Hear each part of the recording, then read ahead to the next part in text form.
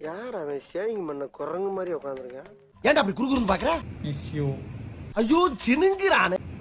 என்னடா உம்மா கொடுக்குற?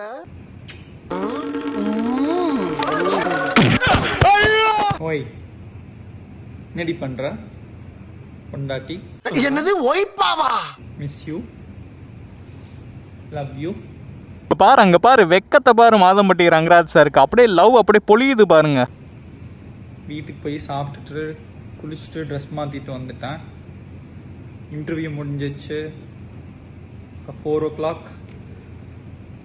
அங்கே மீட்டிங் இருக்குது. 3:30க்கு கிளம்புறேன். காஃபி குடித்தேன். ரிப்போர்ட்டிங் டைம் போல் 1 by 1 என்ன பண்ணுறேன் அப்படின்னு சொல்கிறாரு. Miss you, love you.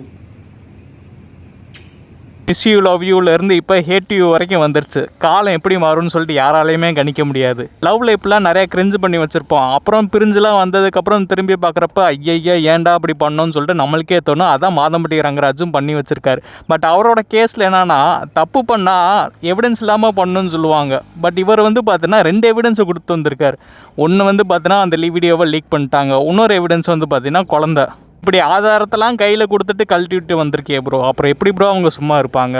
இந்த வீடியோலாம் இப்போ எல்லா பேருமே பார்த்துட்டாங்க. நீ எப்படி ப்ரோ வெளியில் தலை காட்டுவ? இதுக்கு முன்னாடி அஃபேர் இருந்துச்சு, செகண்ட் ஒய்ஃப் இருக்காங்க, குழந்தை இருக்குன்னு சொல்கிறப்ப கூட பெரிய பெரிய மனுஷங்கள்லாம் கெத்தை எடுத்துப்பாங்க, எல்லாம் கண்டுக்காமல் விட்டுருவாங்க. அஃபேர் தானே அப்படின்னு சொல்லிட்டு கூட போகிறவங்க இருக்காங்க. பட் நீ இப்போலாம் கிரிஞ்சு பண்ண வீடியோஸ்லாம் பார்த்ததுக்கப்புறம் ஒரு ஷோ ஃபங்க்ஷன் அட்டன் பண்ணேனா, இல்லை கேட்ரிங்க்கே நீ யாரையாவது போய் பார்த்து பேசுகிறேன்னா, உன்னோட வீடியோலாம் பார்த்ததுக்கப்புறம் அவங்க என்ன நினப்பாங்க? நீ எப்படி கம்பீரமாக சிரிப்ப, அசிங்கமாக பார்ப்பாங்களே bro. Already Kuraishi cook with கோமாளியில் உன்னை வச்சு செஞ்சுட்டு இருக்காரு. ஏதோ ஒரு எபிசோடில் ரொமான்ஸ் டாபிக் வரப்போ ரங்கராஜோடவான்னு சொல்லிட்டு ஒரு வார்த்தை விட்டுருப்பார் குரேசி. அப்போ புரியலை, இப்போ புரியுது எப்படி ரொமான்ஸ் பண்ணியிருக்கேன்ட்டு. Miss you, love you.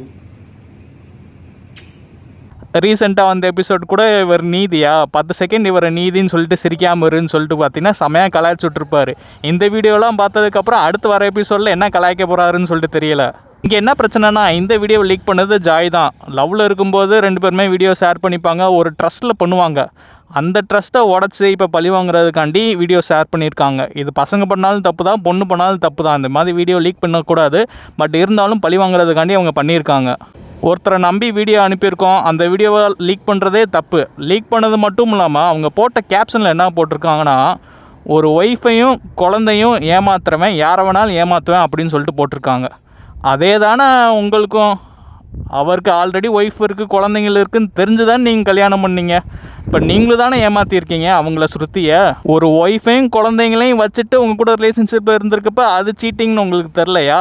ஏமாத்துறதுன்னு தெரிலையா? இப்போ உங்களுக்கு வந்தது மட்டும் இதெல்லாம் தெரியுதா? அதான் பட்டாதான் தெரியும்னு வாங்க.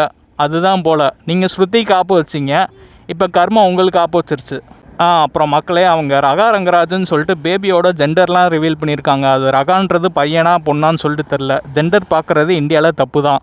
அதை அவங்க பார்த்து ரிவீல் வேறு பண்ணியிருக்காங்க. அதுக்கு ஏதாவது பண்ண முடியும்னா பார்த்து பண்ணி விடுங்க.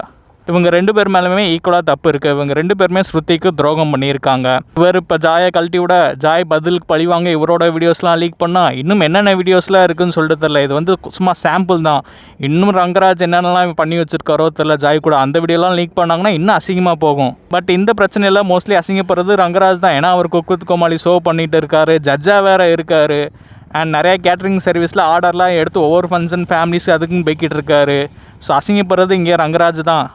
அதை தவிர்த்து இன்னும் ஈக்குவலாக பாதிக்கப்படுறதுனா ஸ்ருதியும் ஸ்ருதியோட குழந்தைங்களும். என்ன உங்கள் அப்பா அப்பெல்லாம் பண்ணியிருக்காருன்னு சொல்லிட்டு அவங்க குழந்தைங்கள ஸ்கூலில் பார்த்து கேட்குறதும் கேட்பாங்க.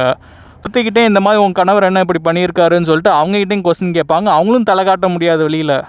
அண்ட் அதே மாதிரி தான் ஜாயோட ஃபேமிலிலையும் ஒரு அஃபேரு 2 பேரோட ஃபேமிலி எப்படி நாசமாக்குதுன்னு சொல்லிட்டு பாருங்கள். ஸோ இந்த வீடியோ பார்த்ததுக்கப்புறம் உங்களோட ஒப்பீனியன் என்னன்றதை கமெண்ட் பண்ணுங்கள். யார் மேலே தப்பு? ஜாய் மேலே தப்பா, ரங்கராஜ் மேலே தப்பா, யார் பாவன்றதை நீங்கள் சொல்லலாம். டாட்டா.